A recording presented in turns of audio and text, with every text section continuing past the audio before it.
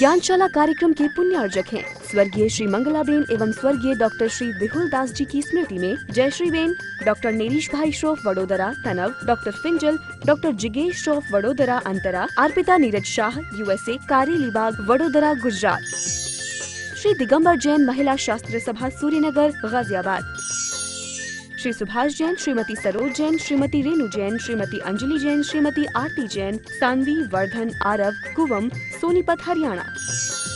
मातुश्री निरंजनाबाई सरोदय की स्मृति में सौभाग्यवती सुनंदा सरोदय, धर्मपत्नी professor Umesh Chandra Sarodaya, Madhuri Jain, Tarachand Sarodaya, Saurabh, Ritika, Pushpak, Shailesh, Nishigandha, Swastik, Spraha, Nagpur Maharashtra. Shri Parasnath re rolling mills limited, Durgapur 1, Bardhaman Paschim Bangal. Amita Jain, wife of Anil Kumar Jain, Sangeeta Jain, wife of Vipin Kumar Jain. Manak Chand, Kamla Devi, Rakesh, Neetu, Rishabh एवं आयुषी मुशरफ, B123 सेठी कॉलोनी, जयपुर, राजस्थान। दिवंगत श्री मोहन लाल जी पाटनी कलकत्ता की पावन स्मृति में सौभाग्यमल राजकुमारी, सुनील, संगीता, साहिल, प्रज्ञा एवं उत्सव कलकत्ता, टीकम सुशीला, नवनीत अनामिका, विकास श्वेता एवं सिद्धांत बेंगलोर, बाबूलाल शकुंतला कलकत्ता, अरविंद रेणु एवं यशवर्धन बेंगलोर। जय जिनेन्द्र यस्य स्वयं स्वभावाप्ति प्रभावे कृष्ण कर्मणः तस्मै संज्ञान रूपाय नमोस्तु परमात्मने। पंच परमेष्ठी भगवान की जय। शिष्य के मन में बार बार विचार आ रहा है, ये मुनि महाराज इतनी सर्दी गर्मी सहते हैं, फिर भी इनका मुनि अवस्था में मन कैसे लगता होगा। तब आचार्य ने एक श्लोक लिखा, बहुत सुंदर। आइए, श्लोक नंबर 43, पृष्ठ 48। यो यत्र निवसन्नास्ते स तत्र कुरुते रतिम्, यो यत्र रमते तस्मा धन्यत्र सन गच्छति। यो माने जो, यत्र माने जहाँ, निवसन्नास्ते निवास करता है, स माने वह, तत्र माने वहाँ, रतिम कुरुते प्रीति करने लगता है। क्या कह रहे हैं? जो जहाँ रहने लगता है, जो जहाँ रहता है, वह वहाँ फिर प्रीति करने लगता है। और जो जहाँ रमते माने प्रीति करने लगता है, फिर वहाँ से अन्यत्र अन्य स्थान पर वह नहीं जाता है। जो जहाँ रहने लगा, जो जहाँ सर्विस करने लगा, जो जहाँ गांव में, शहर में, बड़े शहरों में रहने लगा, उसका मन फिर और जगह जाने को नहीं करता। यहाँ कह रहे हैं उसी तरह जो मुनि महाराज दीक्षा ले चुके हैं और मुनि पद के आनंद में ले रहे हैं, उनकी मुद्रा देखो कितनी प्रसन्न दिखाई पड़ती है। अब उनसे कोई कहे आप गृहस्थी में वापस आ जाओ, क्यों आ जाए, हमें बहुत आनंद। आपको इतना कष्ट है, बोले हमें कोई कष्ट नहीं है। क्या कह रहे हैं? जो जहाँ निवास करने लगता है, निवसन नास्ते स तत्र, वे वहाँ, रतिम कुरते प्रीति करने लगता है। और जो जहाँ प्रीति करने लगता है, वहाँ से अन्यत्र वह नहीं जाता है। उसको फिर वही रुचि होती है। और किसी कारणवश कहीं अन्यत्र जाना पड़े, उसका मन नहीं लगता। वो कहता है कब वापस जाऊं अपने ठिकाने और अपना मन लगाऊं। संसार में सबकी लीला ऐसी होती है। इसी तरह जिन्होंने दीक्षा ले ली है और जिन्होंने मुनि पद का आनंद देखा है, अब वो वहाँ से लौटना कैसे पसंद कर सकते हैं। उनको मुनि अवस्था में, योग में, ध्यान में, आत्मचिंतन में जो आनंद है वो उनके स्मरण में रहता है, अतः वो उसी में लगे रहते हैं। पंडित जी, आचार्य पूज्यपाद स्वामी जी ने यह श्लोक किस अपेक्षा से लिखा? इस अपेक्षा से लिखा, जो मुनि महाराज अपने आत्म स्वरूप में लीन होके और उसके आनंद का उपभोग करने लगे हैं ना, अब उनको और कुछ पसंद नहीं आता। बस वो वहीं रहते हैं और उसी आनंद को बार बार लेने की कोशिश करते रहते हैं। जब भी वो उस शुद्धोपयोग से शुभोपयोग में आते हैं, फिर सोचते हैं पुनः शुद्धोपयोग में कैसे जाऊं। क्यों? क्योंकि उनका मन वहाँ रमता है, उससे उन्हें प्रीति है। प्रीति क्यों है? आनंद है। एक प्रसंग मुझे अभी याद आया। हम ईश्वरी के आश्रम में ब्रह्मचारी सुरेंद्र नाथ जी से समयसार पढ़ने जाया करते थे। बहुत अच्छा पढ़ाते थे। हमने एक बार गए तो हमने देखा सामने पढ़ने वालों में एक बहुत सुंदर लेडी, उम्र होगी 50, 55, 60 वर्ष की, चेहरे पे बहुत तेज, वो भी हमारे क्लास में बैठी थी। जब क्लास खत्म हुई, हमने ब्रह्मचारी जी से प्रश्न किया, ये नए पढ़ने वाले कौन हैं ये लेडी? उन्होंने बोला, ये आरा की रानी साहिबा हैं। अच्छा। बोले हाँ, आरा का जो परिवार है सेठ साहब का, ये उसकी रानी साहिबा हैं। हमसे बोले, इनकी कथा बड़ी विचित्र है। मैंने कहा क्यों? कि ये हमारे आश्रम में रहने के लिए आई। हमारे आश्रम में 8, 10, 15 दिन जब रहीं, तब इनकी जो जेठानी थी महारानी साहिबा, उन्होंने इनके पास समाचार भिजवाया, रानी साहिबा आप तो यहाँ महलों में रहती थी, उनके रहन सहन के ठाट बाट तो थे ही अच्छे, आप तो यहाँ महलों में रहती थी, वहाँ आश्रम में आपका मन कैसे लगता होगा? वहाँ आपका मन नहीं लगता होगा, आप वापस आ जाइए। रानी साहिबा ने उनको पत्र के द्वारा समाचार भेजा, ठीक है मैं वापस आ जाऊंगी, लेकिन एक बार तुम ऐसा करो, तुम 7 दिन मेरे पास आके रह लो, यहाँ आके रहो, फिर तुम रहोगी, मुझसे कहोगी तो मैं तुम्हारे साथ चली चलूँगी। वो महारानी साहिबा जो थी, वो 7 दिन वो अपने वहाँ से आरा से ईश्वरी आई और उनके साथ वहाँ 7 दिन रही। 7 दिन रहने के बाद जब रानी साहिबा ने 7 दिन बाद पूछा, क्यों कैसा लगा, क्या मैं ईश्वरी से आरा चलूं?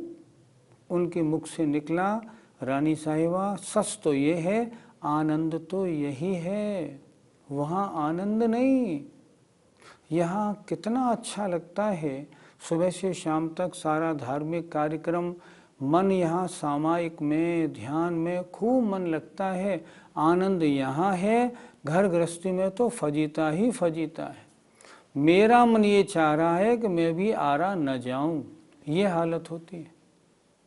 जो जहाँ रम जाता है और उसने अगर वहाँ के आनंद का 1 मिनट आनंद का उपभोग कर लिया, अब वो कैसे छोड़ेगा? फिर नहीं छोड़ता, फिर तो वहीं रम जाता है। पंडित जी, मुनि महाराजों को इतना कष्ट रहता है, फिर भी वो अपनी मुनि दीक्षा में ही क्यों लगे रहते हैं? आचार्य कुंत सागर जी के संग में एक पहले मुनि पद्मनंदी जी थे, जो आजकल आचार्य हैं। उनका एक बार आगरा पधारना हुआ। जनवरी का महीना था, आगरे में सर्दी बहुत पड़ती है। हम रात्रि को 8-9 बजे उनकी बैया वृत्ति में उनके चरण दाब रहे थे। हमने सुना था कि ये पद्मनंदी महाराज अपने घर के करोड़पति हैं, ऐसा सुना था। उनको देख के हमें अचानक हंसी आ गई। क्यों? क्योंकि वे कँप रहे थे, सर्दी इतनी थी। महाराज ने पास में एक स्लेट रखी थी, उस पर लिखा, आप क्यों हंसे? हमने बोला, महाराज कहाँ फंस गए आप? करोड़पति घर में पैदा हुए, देखो तो सही कितना जाड़ा लग रहा है और शरीर कँप रहा है। घर पे रहते तो कितना आनंद रहता, कहाँ फंस गए? महाराज हंसे। हंस के उन्होंने फौरन उत्तर लिखा, मुझे तो एक जरा सा सिर्फ सर्दी का जरा सा कष्ट है, वो भी कष्ट नहीं, तुमको कितने कष्ट हैं ये तो सोचो। और जब उनका उत्तर मैंने पढ़ा तो मुझे लगा वास्तव में बिल्कुल सही कह रहे हैं। घर गृहस्थी में आदमी फंसा हुआ है, घर में रमा हुआ है, इसलिए वहाँ रहता है, मरता पचता है, दुख पाता है, संकटों में रहता है। घर कारागृह बनिता बेड़ी, परिजन जन रखवारे, लेकिन छोड़ने की नहीं सोचता। क्यों नहीं सोचता? यो यत्र निवसन नास्ते, जो जहाँ रहने लगता है वहाँ रति करता है। और महाराज ने ठीक कहा, करोड़पति घर का हूँ लेकिन छोड़ के मुनि बना हूँ, कितना आनंद है मुझे। क्यों? कोई आकुलता व्याकुलता विकल्प कुछ नहीं। सामायिक में बैठता हूँ, खूब मन लगता है, स्वाध्याय में खूब मन लगता है। घर गृहस्थी वालों को तो सैकड़ों फजीते रहते हैं। इसलिए इस श्लोक में ये बताया गया है, अगर वहाँ की वास्तविकता समझ के हम उस पद में आनंद लें तो फिर उस पद से हमें छोड़ने का, जाने का जरा भी मन नहीं करेगा। और जो अज्ञानी हैं, जो अपनी गृहस्थी में रचे फंसे पड़े हैं, उन्हें कितना ही समझाओ, उनको गृहस्थी छोड़ने का मन नहीं करता। क्योंकि होता ऐसा ही है, बिरले ही लोग ऐसे होते हैं जो गृहस्थी छोड़ के मुनि बनते हैं। कारण जो जहाँ रमता है ना, बस उसको वहीं रहना पसंद आता है, पर उसको छोड़ना पसंद नहीं आता। बहुत सुंदर श्लोक लिखा है। पंडित जी, हमको मुनि बनना अच्छा क्यों नहीं लगता? क्योंकि अभी तक मुनि पने के आनंद का अनुभव हमने नहीं किया। अगर एक बार अनुभव कर लेना, फिर बस, फिर मुनि बनने में देरी नहीं, और फिर वापस लौटने का प्रश्न ही नहीं उठेगा। एक बार आनंद लेने की बात है। फिरोजाबाद में एक बहुरूपिया थे। एक बार राजा ने उनसे ये कहा, आप तरह तरह के वेश बना के तो आते हो, एक बार दिगंबर मुनि का वेश बना कर आओ, तब मैं जानूं। खैर, उनको उसी बात की नौकरी मिलती थी। उन्होंने कहा ठीक, मैं आता हूँ, 6 महीने लगेंगे, ठीक है। उन्होंने क्या किया, वो मुनियों के आश्रम में चले गए, जहाँ मुनि महाराज थे उनके पास पहुँचे और उनके साथ 6 महीने रहे। उन्होंने उनका आचरण, उनका खाना पीना, दिन भर की चर्या सब उन्होंने देखी। देखने के बाद वहाँ रहते रहते मुनि जैसा आचरण उनका पक्का हो गया। एक दिन अचानक क्या हुआ, एक दिन अचानक वे मुनि महाराज राजमहल में अंदर आए और सीधे दरबार में उन्होंने प्रवेश किया। राजा ने उनको देखा कि कोई मुनि महाराज पधारे हैं। खड़े हो गए राजा, और उन्होंने बड़ी आदर भक्ति से उनको एक तख्त के ऊपर विराजमान किया और उनसे बोले, आप कहाँ से पधारे हैं? मुनि महाराज हंस के बोले, महाराज आपने मुझे पहचाना नहीं, मैं वही बहुरूपिया हूँ। अरे आप तो बहुरूपिया हैं, अच्छा, लेकिन आप तो असली मुनि बन गए बिल्कुल। बोले हाँ, 6 महीने साधना की है। तो उन्होंने उनसे कहा, ठीक, आप जीत गए, आपको इनाम दूंगा, आप बहुत अच्छा रूप बनाते हैं, चलिए आप जाइए, कपड़े पहन के आ जाइए। उन्होंने पीछी कमंडल उठाया और जाने लगे। राजा बोले, अब पीछी कमंडल का क्या काम, इसे छोड़ दो। उन्होंने बोला, राजन, अब ये पीछी कमंडल नहीं छूट सकता। क्यों? मैंने उन मुनियों के आश्रम में रह के देखा है कि मुनि अवस्था में कितना आनंद आता है, और अब मैं जीवन भर मुनि अवस्था में ही गुजारूंगा। यो यत्र निवसन्नास्ते स तत्र कुरुते रतिम, जो जहाँ रहने लगता है उसको वहाँ पर प्रीति हो जाती है, और अगर उसको आनंद आने लगे फिर तो सवाल ही क्या है। वो वहाँ से सीधा पीछी कमंडल लेके और जहाँ मुनि महाराज थे वहाँ चले गए। उनकी पत्नी को बहुत दुख हुआ इस बात का। उनके एक मित्र थे मुथरा दास, उन्होंने उनके मित्र से कहा, जाके अपने मित्र को तो ले आओ, वो तो मुनि बन गए। उनसे कहना, भाई मुनि पने का तो स्वांग बनाया था, तुम मुनि कैसे बन गए? तो मुथरा दास जी बोले उनकी पत्नी से, मैं जाता हूँ और मैं उसको वापस लेके ही आऊँगा। बिल्कुल ठीक। वो गए और उनसे बोले अब तुम वापस चलो, हो गया स्वांग पूरा, राजा ने तुम्हें इनाम दे दिया, अब यहाँ क्यों मुनि बने हो? उन्होंने कहा मैं चलूँगा, 7 दिन तुम यहाँ मेरे साथ रह लो। 7 दिन वहाँ रहे, नतीजा ये हुआ कि मथुरा दास जी भी क्षुल्लक बन गए।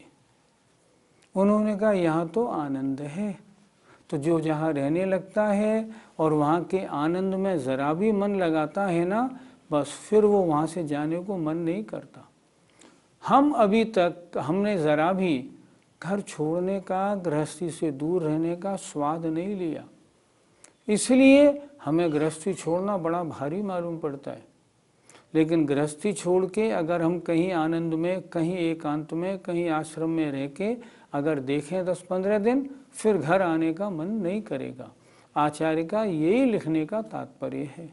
शिष्य फिर पूछता है, हे भगवान, जो योगीराज ऐसा ध्यान लगाते हैं, शरीर पर उपसर्ग हो उस ओर ध्यान नहीं देते और शरीर में ही रमण करना पसंद करते हैं, आखिर उसका फल क्या होता है?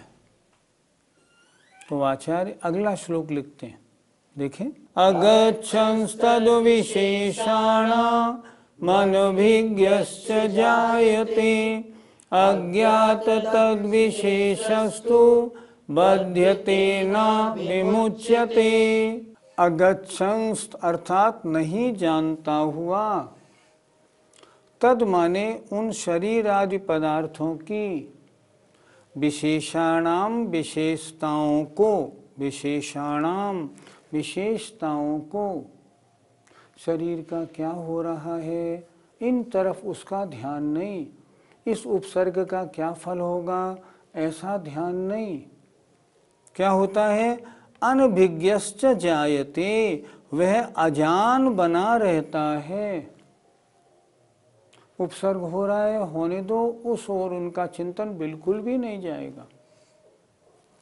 और अज्ञात तद विशेषस्तु, उन विशेषताओं से अज्ञात रहने के कारण, शरीर की दशा की ओर अपना मन नहीं ले जाने के कारण, उपसर्ग के तरह तरह तरीकों पर विचार नहीं करने के कारण, बध्यते ना, वह बंधता नहीं है, विमुच्यते, छूट जाता है। फिर एक बार देखें, जो योगी योग में है और शरीर आदि के ऊपर उपसर्ग हो तो भी उसका मन उस ओर बिल्कुल नहीं जाता, अनभिज्ञ बना रहता है, परिस्थितियां सबके सामने आती हैं। देखें, अगच्छंस नहीं जानता हुआ, तद माने उन शरीर आदि की विशेषताओं को, वे मुनिराज, वह योगी अनजान बना रहता है। और फिर अज्ञात तद विशेषस्तु, उन पदार्थों की विशेषताएं न जानने के कारण राग द्वेष नहीं होता, इसलिए बध्यते ना, बंधता नहीं है, विमुच्यते, कर्म बंधन से छूट जाता है, अर्थात संसार नहीं मुक्ति की ओर प्रस्थान हो जाता है। ऐसे मुनि कर्म से बंधते क्यों नहीं है? अगर शरीर आदि पदार्थों की तरफ, उनकी विशेषताओं की तरफ उनका मन चला जाए, उनका चिंतन बन जाए, वो विकल्प उनके मन में आ जाए, तब राग द्वेष रूप परिणमन होगा। बंध के कारण क्या हैं? बंध के कारण है मिथ्यात्व और कषाय। मिथ्यात्व तो उनके पास है ही नहीं, कषाय उनके पास हैं, उनको उन्होंने समन कर रखा है। पदार्थ का संबंध है, लेकिन उसकी विशेषताएं न जानने के कारण न राग है न द्वेष है। पदार्थ अच्छा है या बुरा, उससे उनका कोई संबंध नहीं। और जब उस पदार्थ की विशेषताओं में नहीं जा रहे हैं तो क्या हो रहा है? बंध नहीं हो पाएगा, क्योंकि कषाय का वहाँ कोई संबंध नहीं है। तो वहाँ बंधना क्यों नहीं है उन मुनिराजों का? क्योंकि बंध के कारण जो कषाय हैं उनका अभाव, राग द्वेष रूप परिणमन नहीं। अगर राग द्वेष रूप परिणमन हो जाए कि इस उपसर्ग करने वाले को मैं कुछ समय बाद देख लूँगा, तब तो सब गड़बड़ हो जाएगा, बंद ही बंद में हो जाएंगे मुनि महाराज। इसलिए ऐसे मुनि महाराज उन पदार्थों की विशेषताओं में नहीं जाते और उसके कारण उनके कर्म बंद नहीं होता है। पंडित जी, तो फिर ऐसे मुनि महाराज कर्म से छूट क्यों जाते हैं? आचार्यों ने छूटने का मतलब यहाँ समझना है, निर्जरा कैसे होती है उनका कर्म बंधन समाप्त कैसे हो जाता है। तो आचार्यों ने संवर और निर्जरा के कारणों में लिखा है, स गुप्ति समिति धर्मानुपरीक्षा परिषय चारित्र ही और तपसा निर्जराच। अब जो मुनि महाराज परिषय जय कर रहे हैं, चारित्र को बहुत अच्छी तरह पालन कर रहे हैं, महान उपसर्ग आने पर भी एकदम महातपस्वी बने हुए हैं और तपों को तप रहे हैं, उनके निर्जरा नहीं होगी तो किसके होगी? महान निर्जरा उस समय होती है। उस समय परिषय जय के समय में जब उपसर्ग होता होगा और अपने चित्त को उधर नहीं जाने देते होंगे, कर्मों की महान निर्जरा होती है। इसलिए वे मुनि महाराज धीरे धीरे कर्मों की निर्जरा करते हैं और अगर ध्यान की उत्कृष्टता हो जाए तो मुक्ति को भी प्राप्त कर लेते हैं। अगर ध्यान की उत्कृष्टता नहीं है तो संसार के सुख जो सर्वश्रेष्ठ हैं, चक्रवर्ती बलभद्र आदि पद, ऐसे मुनिराजों को प्राप्त होते हैं। लेकिन अगर वो बिल्कुल लीन रहें और शुक्ल ध्यान में प्रवेश कर जाएं तो अष्ट कर्मों को नष्ट करके विमुच्यते, संसार से छूट जाते हैं, मोक्ष प्राप्त कर लेते हैं। पंडित जी, तो फिर हमको क्या करना चाहिए? सच पूछो, हम लोग बड़े सयाने हैं, सयाने होशियार। क्या मतलब? रोज बोलते तो हैं, मान लो मेरी भावना रहे सदा सत्संग उन्हीं का, ध्यान उन्हीं का नित्य रहे और उन्हीं जैसी चर्या में यह चित्त सदा अनुरक्त रहे। रोज बोलते हैं, दिन में 2 बार भी बोल सकते हैं कि जैसी उन मुनि महाराजों की चर्या है, उन्हीं जैसी चर्या में यह चित्त सदा अनुरक्त रहे, मेरा चित्त हमेशा लगा रहे। लेकिन रंच मात्र भी अपनी घर गृहस्थी से बाहर निकलने के लिए सोचते ही नहीं, उसी में फंसे रहने में ही हमको आनंद आता है। और इसका कारण है मिथ्यात्व और कषायों की तीव्रता। एक तो हमने वस्तु स्वरूप समझा नहीं, हमने ये नहीं समझा कि गृहस्थी में रहने में कर्मबंध कैसा होता है, और अगर हमें कर्मबंध से बचना है तो हमें व्रत लेना चाहिए, आगे बढ़ना चाहिए। इस बारे में हम नहीं सोचते। हम तो गृहस्थी में रचे फचे हैं और उसी में हमें आनंद आता है। लेकिन ये पद्धति बिल्कुल गलत है।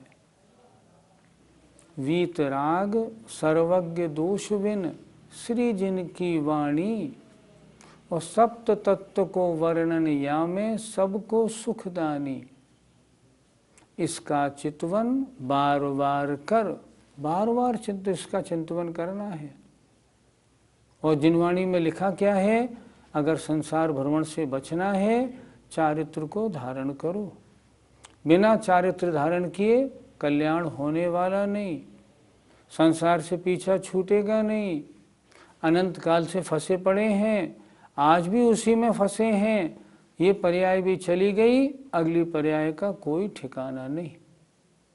हमको ये शिक्षा लेनी चाहिए कि वास्तव में अगर कर्मों से छूटना है तो पहले सम्यक दर्शन ज्ञान प्राप्त करें, उसके बाद चारित्र प्राप्त करें। चारित्र प्राप्त करेंगे तब कर्मों की निर्जरा होगी, हमारी आत्मा पवित्र और शुद्ध बनेगी। हमें इस जन्म में नहीं तो अगले जन्मों में ये संस्कार हमारे साथ जाएंगे तो कल्याण का मार्ग मिलेगा। यहाँ से हो सकता है हमारा विदेश क्षेत्र में गमन हो जाए। सीमंदर स्वामी विराजमान हैं, उनके उपदेश सुने, दीक्षा लें और मोक्ष पधारें। क्योंकि ऐसे जीव बताए हैं जो यहाँ से सीधे विदेश क्षेत्र जाएंगे और मोक्ष पधारेंगे। लेकिन यहाँ वैसी साधना तो करें। गृहस्थ में ही फंसे रहेंगे तो क्या होगा? कुछ नहीं, अनंत संसार अनादिकाल से है और अनंत काल तक चलता रहेगा। जय जिनेन्द्र। ज्ञानशाला कार्यक्रम के पुण्यार्जक हैं स्वर्गीय श्री मंगलाबेन एवं स्वर्गीय डॉक्टर श्री विहुल दास जी की स्मृति में जयश्री बेन, डॉक्टर नेरीश भाई श्रोफ वडोदरा तनव, डॉक्टर फिंजल, डॉक्टर जिगेश श्रोफ वडोदरा अंतरा, अर्पिता नीरज शाह USA, कारेलीबाग वडोदरा गुजरात, श्री दिगंबर जैन महिला शास्त्र सभा सूर्यनगर गाजियाबाद, श्री सुभाष जैन, श्रीमती सरोज जैन, श्रीमती रेणु जैन, श्रीमती अंजलि जैन, श्रीमती आरती जैन, सानवी, वर्धन, आरव, कुवम, सोनीपत हरियाणा। मातुश्री निरंजनाबाई सरोदय की स्मृति में सौभाग्यवती सुनंदा सरोदय, धर्मपत्नी professor Umesh Chandra Sarodaya, Madhuri Jain, Tarachand Sarodaya, Saurabh, Ritika, Pushpak, Shailesh, Nishigandha, Swastik, Spraha, Nagpur, Maharashtra. Shri Parasnath re rolling mills limited, Durgapur 1, Bardhaman, Paschim Bangal. Amita Jain, wife of Anil Kumar Jain, Sangeeta Jain, wife of Vipin Kumar Jain. Manak Chand, Kamla Devi, Rakesh, Neetu, Rishabh एवं आयुषी मुशरफ, B123, सेठी कॉलोनी, जयपुर, राजस्थान। दिवंगत श्री मोहन लाल जी पाटनी, कलकत्ता की पावन स्मृति में सौभाग्यमल राजकुमारी, सुनील, संगीता, साहिल, प्रज्ञा एवं उत्सव कलकत्ता, टीकम सुशीला, नवनीत, अनामिका, विकास, श्वेता एवं सिद्धांत बेंगलोर, बाबूलाल, शकुंतला, कलकत्ता, अरविंद, रेणु एवं यशवर्धन, बेंगलोर।